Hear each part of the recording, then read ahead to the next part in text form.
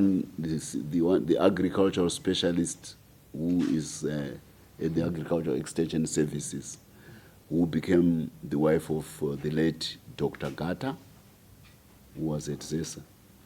His first marriage was to Sam Geza. So Geza was also married, a relative of the first family of Zimbabwe.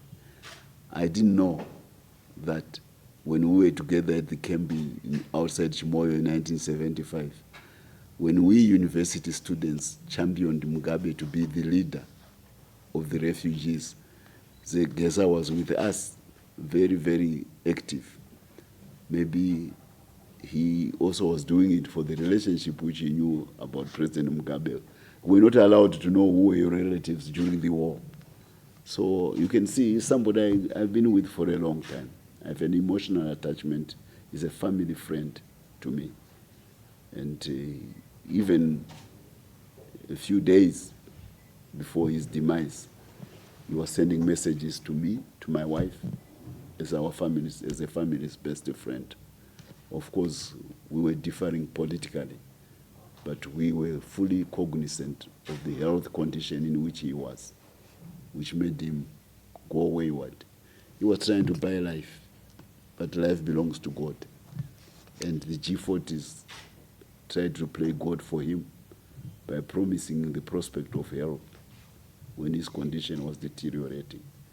So I can understand what he was doing. I can't countenance it.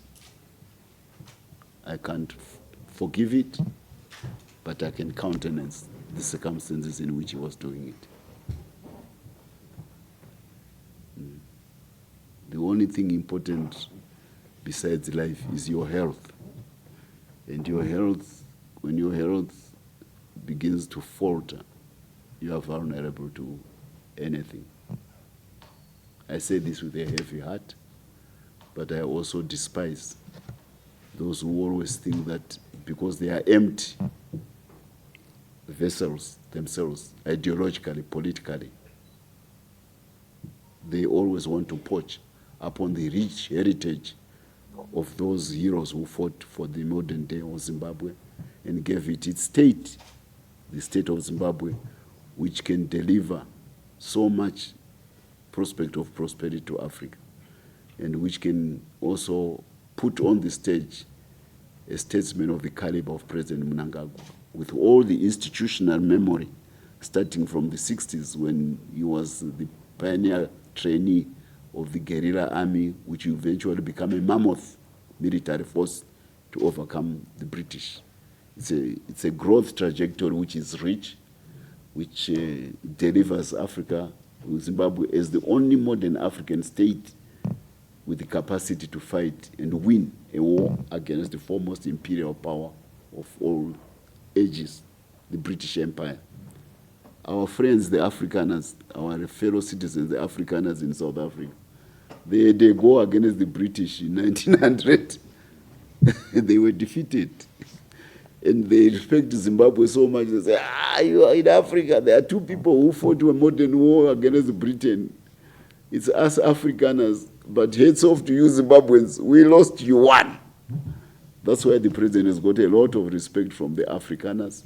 By the way, the Afrikaners who have found their way of influence in Washington are the ones who are behind the Tucker Carlson interview. They come from what is called the Hudson Institute, which is a pro-Trump think tank in Washington.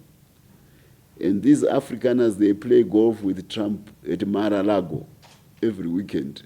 You know them, Gary Player, you may not know.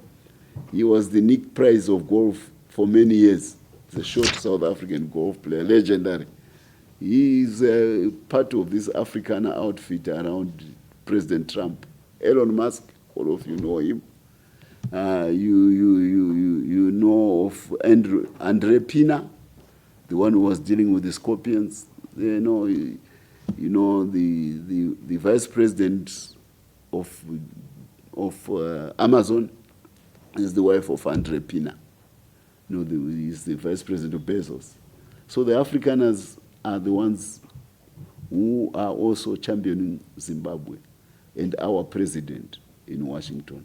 That's why the interview with Tucker Carlson was possible. It is coming from an on-side constituency in Washington. I may want to tell you this. We now have an unspoken lobby group in Washington on behalf of Zimbabwe. It has marginalized all this howling, this heckling from the Democratic Party side of those in Zimbabwe who were loitering around US aid. Because US aid was essentially an outfit of the Democrats, for a slush fund for the Democrats to influence politics at home, but also to influence politics abroad. So Trump saw it fit to abolish it as soon as he came to power. And that's what collapsed all this clamoring by NGOs. They lost salaries. Ana Zulu ku Washington kwa vai broadcast. Mshambowanzwa. Zvakapera. So, you know, you can see we are strong and going ahead. They've lost the support of their patrons. How does it feel that you go to a church, your usual church, and by the time you arrive, you are told the bishop is no longer in the church, he's been converted to another church? That's what has happened. America was the strong rallying cry of those who purported to be human rights pundits or activists in Zimbabwe, and democracy activists of all hue and sound. Now, there's no way to report to in Washington. And the channel of reporting US aid has been cut. At Nimburwa, the umbilical cord to Washington is gone. Now, that's why we could have Tucker Carlson interview. And I want to thank him very much for giving Zimbabwe another fighting chance and for giving my president the prospect of projecting himself on the global stage. I want to thank you.